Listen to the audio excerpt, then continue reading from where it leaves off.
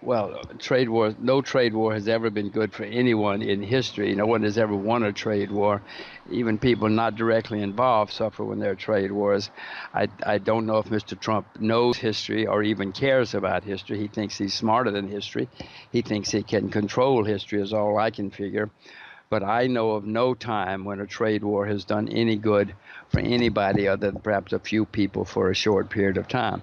So no, this is not good. I know that he has a couple of guys around him who love to bash China. They blame everything. The main guy, I forget his name now, but 30 years ago he was going on and on about how free trade was good, et cetera, et cetera. Now he lost a few political elections, and so I guess he's trying to get a name for himself by now bashing China.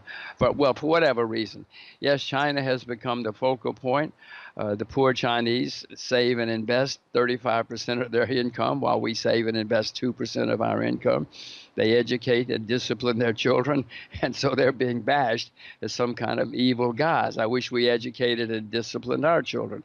I wish we saved 30 to 35% of our income. Things in the U.S. But for whatever reason, the Chinese are getting bashed. And I'm sure that there are some things that they are not doing properly. But it's not the basic answer to your question is this is not good for anybody, and it's not good for the United States.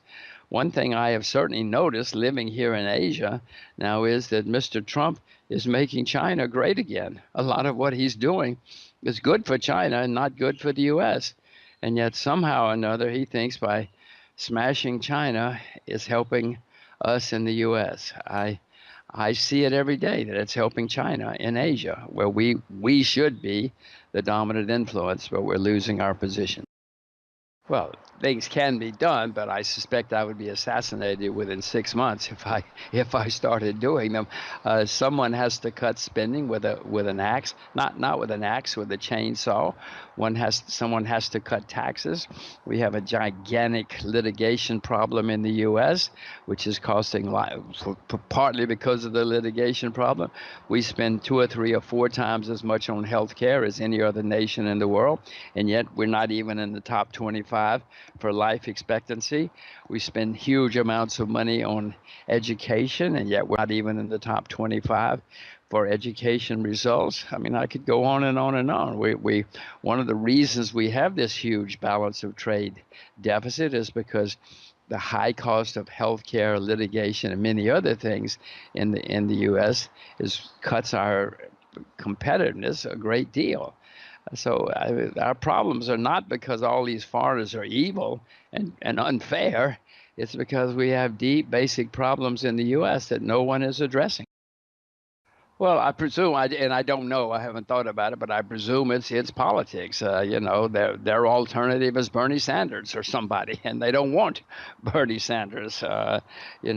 Trump is perhaps better than or less bad than the alternative. But I don't know. You'd have to ask them. Okay, it's turning to China because you've had a lot to say about China over the years. You've spoken at length about the rise of China, why the U.S. is largely unprepared because of its over-reliance on leverage, its specialization and consumption, not production. And Trump has clearly gotten the memo that China is the primary threat to American economic supremacy. You can tell that by many of the guys he has surrounding him. Well, I don't like saying that America's descending since I'm an American and my children are voters and taxpayers, etc. But America is now the largest debtor nation in the history of the world, and the debts are going higher. They're not going down. China is the largest creditor nation in the history of the world right now. I mean, they have their own problems, I assure you, and there'll be more problems coming in China. But the situation is such that China's rising and we're declining. Jerry, I don't like saying this at all, but we all have to face facts or we'll go down the tubes too. Mr. Trump has thrown out the TPP, the Trans-Pacific Partnership, which shocked everybody in Asia, mainly because that left Asia open to China. Before America was dominant, and then all of a sudden Mr. Trump pulled out of Asia, and everybody looked to their left and their right, and they said, "Well, who's left?" And there was China, moving in quite happily. They're doing many things. But don't think China's not going to have problems. I don't want to get off too much on this. China's building up debt itself now.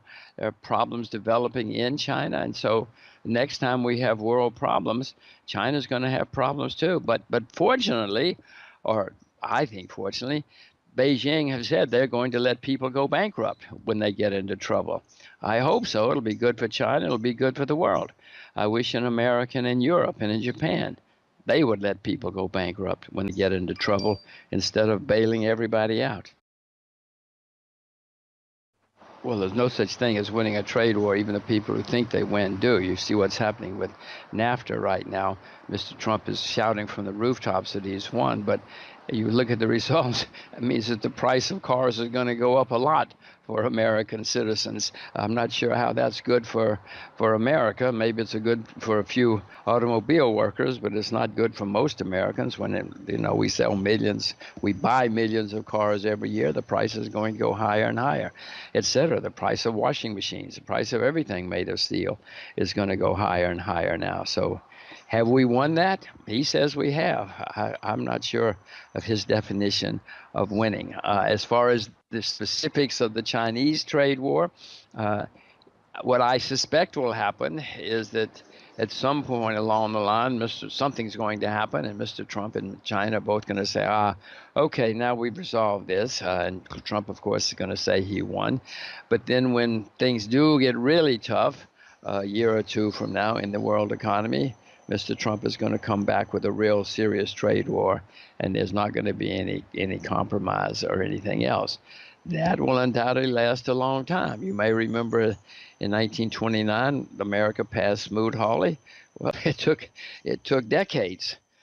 We had a gigantic depression. We had a gigantic war. We had many, many problems resulting from that. So yes, Jack Ma is probably right. One way or the other, this is not going to be good for the world for a long time. In the 19th century and even early part of the 20th century, we had opening markets. There was free trade, free movement of capital, more or less free movement of people, and the world had a fabulous period. The First World War, of course, interrupted that, but even after the First World War, America had its best economic decade in history. But then people started closing off, led unfortunately by the U.S., and the rest is history. Depression, war, etc. Rise of communism.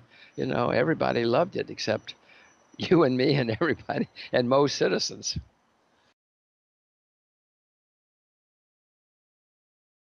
So that will be very exciting. I usually perk up when I see disasters. I don't perk up when I see a stock market at all-time highs like in the U.S., but the Chinese market is down 60%. Japan market is down 50% from its all-time high. Russia's hated.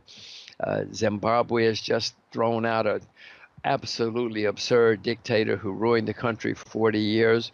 Great opportunities there. I've recently invested in a little bit, not much, Zimbabwe. Ghana was ruined. Ghana is changing dramatically. They have really smart, knowledgeable people running Ghana now. Colombia was in civil war for 40 or 50 years. I have learned in my life that if you go to a place after a war or after a civil war, there are huge opportunities. Everything's cheap. Everything is ignored, and new capital can do wonders in a country like that. So there are certainly opportunities around the world. Agriculture has been a nightmare for over 30 years now. Agriculture has been so bad that the average age of farmers in America is 58. In Japan, it's 66. I can go on and on about the nightmare of agriculture for the past 30 or 40 years. So there are great opportunities there.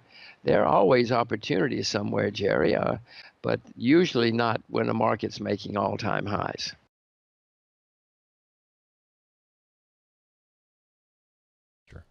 Well, the first wisdom key is that I'm not one of the great investors. So whatever it was you said, no, now you've got me confused with somebody else. I'm just a simple person from the backwoods of Alabama who tried to make a little money in the world.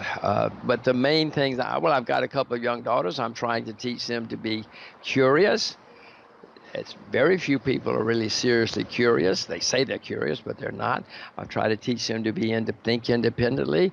Most people just turn on the internet or the television, and that's the answer. They've got to learn to think independently and not. They've got to be skeptical. They've got to learn not to listen to what they see. And one way to do that, of course, is to get information from various sources. Read the left, read the right, watch the left, watch the right, watch everybody. Watch people who are hated by the conventional wisdom.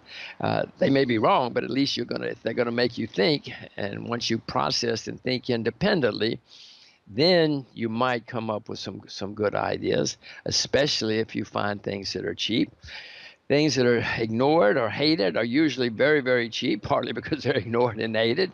Well, often that's where you find things changing. And if you can find something that's very cheap, where there's positive change taking place, you're probably going to be very successful, no matter what your field of endeavor, whether it's writing, movies, politics, sports, anything, investing. That's where if you do things your own independent way. It's hard. It's very hard, Jerry. It's very hard if everybody's shouting and running in one direction. It's hard to say, wait a minute, what are they doing? Or they're crazy. That's hard to do. But if you can do it, then chances are you're going to be very successful.